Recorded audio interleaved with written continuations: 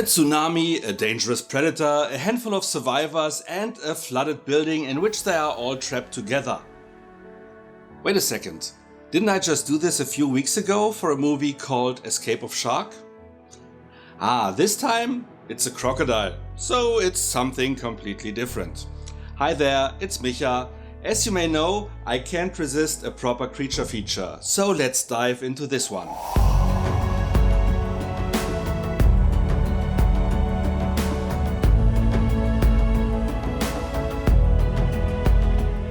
Chahua, a shady businessman, tasked Jian Pan with transporting a dangerous crocodile to his hometown.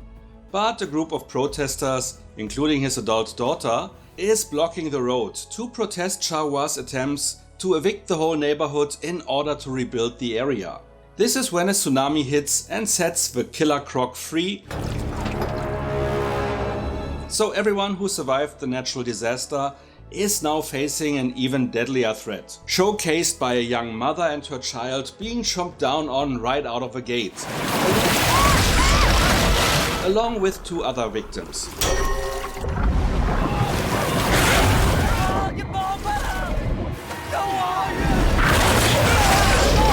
Who remains is a doctor and his wife, a man and his son with an intellectual disability, a man whose friend was just eaten, and of course Jian Pan and his daughter. Trapped in a room with a glass door that is about to break, they have to get to the upper floor, but getting the needed key turns out to be a dangerous task. Who will survive? And will the crocodile be the only danger they have to face? I stumbled across the trailer for this one on the Blu-ray from Escape of Shark, and the similar setup made it almost look like a companion piece. As the CGI crocodile looked pretty well, I decided to give this one also a go. Let's start with the usual checkboxes. The acting is solid, though again all English language dialogue sounded like performed by non-native speakers, though this time it at least doesn't appear to be dubbed. I heard that you used the tsunami to solve the demolition problem. Turn your man-made disaster into a natural disaster. The special effects were also convincing, apart from, once more, the visuals of a tsunami and the water waves. The camera work and other technical aspects were also decent, so nothing to complain about on that front. However, of course there's our old nemesis, the screenplay. How is the plot in this one?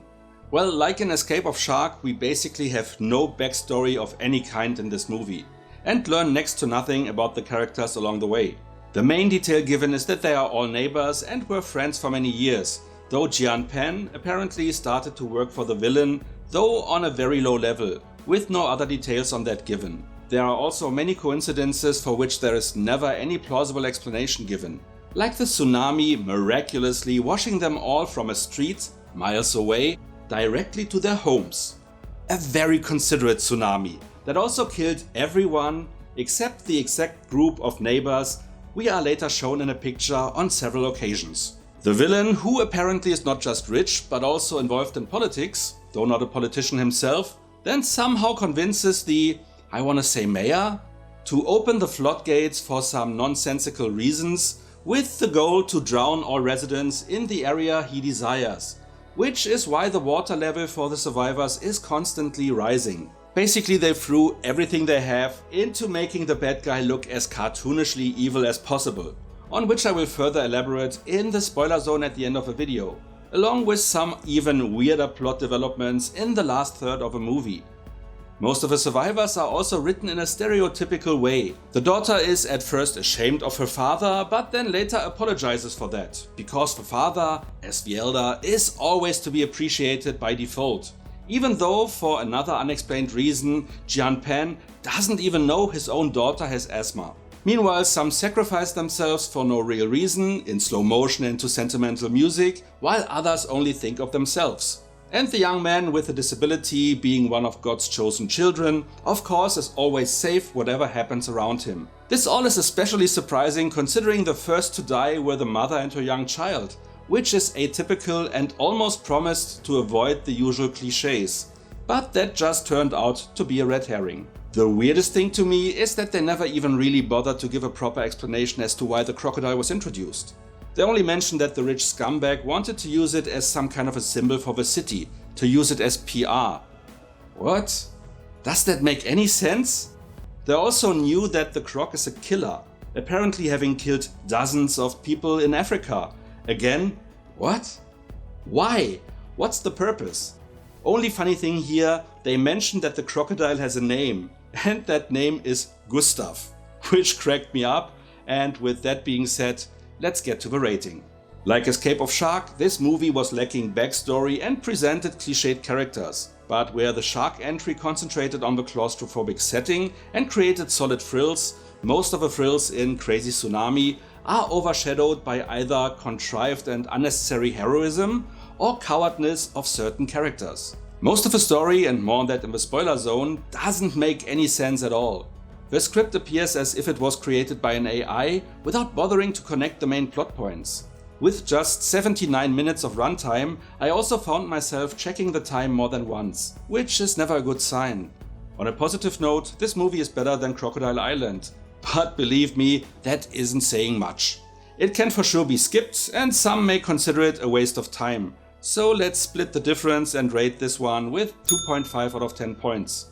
However, would the Croc have been done with shady CGI, my score would have been even lower. It's a shame, because with a proper script, this one could have been a really solid creature feature. However, if you want to hear what was so bad about the screenplay and don't mind spoilers, or if you have already watched the movie, please follow me into the spoiler zone. I tried to keep this short and focus on the one-dimensional villain and the weird plot twists in the last act of the movie. First off, almost the entire group could have been saved, but the villain called off the rescue chopper that have already spotted the survivors, and then they actually turned away. Besides the absurdity of that situation, there was also no explanation why the rich guy had the authority to do so. Then, after the water was slowly rising over time, out of nowhere suddenly comes another wave and sweeps away the father who sacrificed himself to save his son, though he could have tried several non-lethal solutions instead. The last three survivors then made their way to the highest tower in their area, which was, again miraculously, exactly how high the water would ultimately rise. Then the rescue team returned, and while climbing up the rope ladder, accompanied with some continuity errors where the group is already on the ladder, then back on the ground, then on it again, the crocodile attacks and all fall into the water.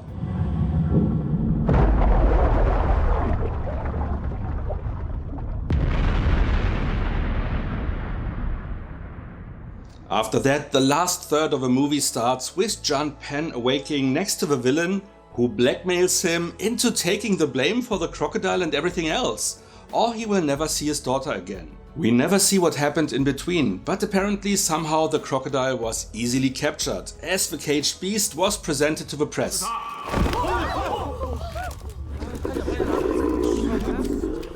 There, John Penn turns on Chawa and spills the beans. Out of nowhere, the blackmail conversation plays over the speaker system, without an explanation who recorded it or who played it.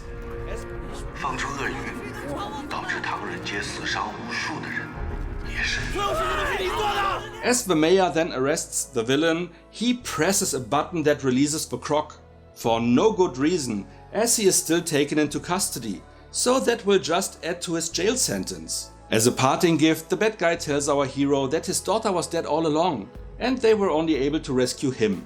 However, we see his daughter and the guy with the intellectual disability waking up in the sewers. No explanation given. Were they rescued? If so, why were they not guarded? And if not, were they, by divine intervention, carried there safely? Meanwhile, the Croc is running through the inner city, weirdly not really attacking anyone, and because it is written in the screenplay, ends up where our survivors are located, and suddenly is hungry again.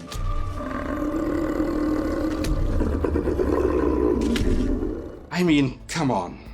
After defeating the beast, the movie jumps to 1 year later, where all three of them are living together as a happy family. The end. Well, summarizing all this, I almost regret scoring the movie with even 2.5 points. But hey, what's done is done. What about you? Have you seen this movie, or could you even see yourself watching it? Could you accept these weird plot developments and still enjoy the movie? Whatever you like to share, let me know in the comments. And if you enjoyed this video, feel free to like, share or subscribe. So much for now, see you next time and thanks for watching. Most of the thrills in Crazy Tsunami are overshadowed by called off the rescue chopper. The rescue chopper.